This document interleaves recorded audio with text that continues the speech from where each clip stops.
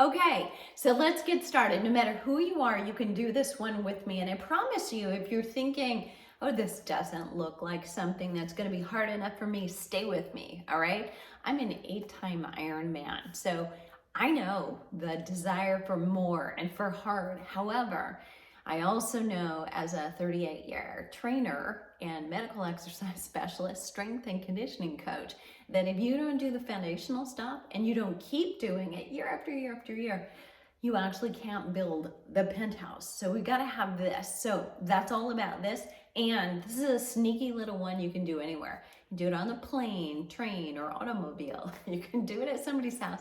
You can do it at your desk. All right. So I don't normally do this. Here's why. Because you can't see as well because of the dark in the dark. So I'm doing this not to flash you my abs, all right, but to actually give you that strip of a little bit lighter so you can see better what's happening. So what I want you to do is to take your fingers, take them open and splay them like this. What we're going to do is get to the foundation, but I also want to point something out. So I am sitting away from the back of my chair, right? So I'm sitting on the edge of my seat. I'd love for you to be on the edge of your seat. Can't wait for the next thing. You need to be in the same spot. And if you're doing that, you're already much more conscious of your posture. So here's what's happening. I'm going to bet we are already more conscious about our core because we're depending on it. When we sit back, we're kind of just relaxed, core's not really on. Or when we're leaning over a table, likewise, we kind of let it all hang out. And here, what we're not doing is sucking in. It's not that. It's not navel to your belly button. You actually want to take that back to the 80s where it was born and leave it there.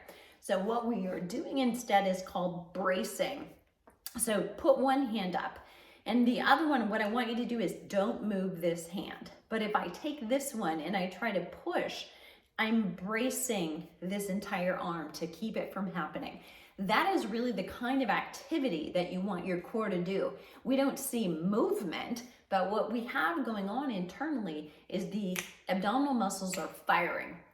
And you have a set of, so the 6-pack, the 4-pack, some of us would settle for, right? So that 6-pack, 8-pack, 4-pack, working on a 2-pack and be happy with that. Whatever you've got, those muscles are related to what we call the rectus abdominis. They are attached on our pubic bone and they come up and run straight up and down. That rectus abdominis often crunches and sit-ups. It's all we ever did. And people would say, work your upper and work your lower abs. That's one long string of muscle. What we're focusing on here is something different. We're focusing on a muscle group that wraps around you like a belt. It's called your transverses abdominis, TA, for lack of needing to pronounce that again and again. And it wraps around you here, and it's just your waistline. It's actually your personal girdle. It's either on or it's not on. So when we sit back in the chair, we lean over the table, it's really not on. When you sit up, it's on a little bit more, but it's got a slider. It doesn't have a flip on, flip off, 100%, 100%. It's somewhere along this line. What we want to get used to do is turning it up more often to a greater extent. And while we're doing that, we have to consciously relax everything else. Women tend to, we carry our stress up here. So if you tend to get tight up here, as it gets colder out, we tend to also, those muscles overfire, and that's due to a lot of things we're not going to talk about today. I want to hear from you in the comments if that's you, because part of that is you've got some lazy muscles in the middle of your back over your shoulder blades that we can work on to help improve that. But we need to keep these muscles all relaxed around your neck and around your upper back, your upper trapezius, if you will. We want to keep that relaxed while we're tightening here. And I'll tell you what, as soon as you start tightening something, we tend to go, okay, I'm in lockdown, right? And we kind of get constipated and tight everywhere. So I want you to really just focus on, it's this and it's this. Like it's loosey-goosey here, but I can be tight here and not be tight up here. That's what you want to start gravitating for.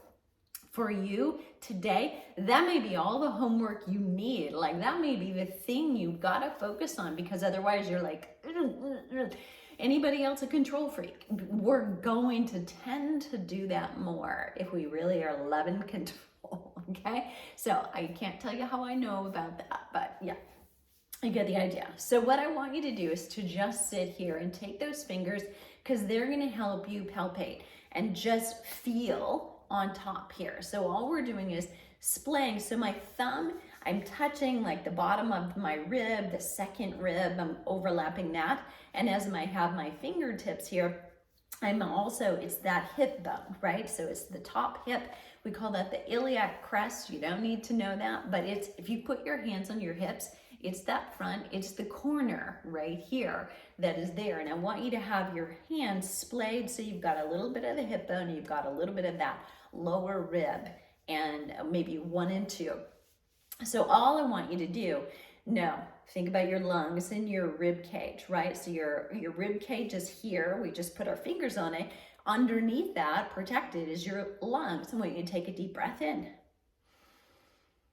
Good. Now exhale. And if you have the opportunity to do this in front of a mirror, so much better. Because what I want you to notice is that when you take that breath in, there's none of this, right? It's all here expanding in the lungs, not here. But sometimes when we're overachievers, we kind of go, right? And if you watch a child do it, they will often do that. So I want you to go inhaling and expand here. Just hold it for a second. So it should feel like, okay, it's really tight, like almost like you ate too much. And as I release this, it's the week before Thanksgiving in the United States, so that makes sense. Now I want you to exhale like you're blowing through a straw. Keep exhaling all the way. Keep going.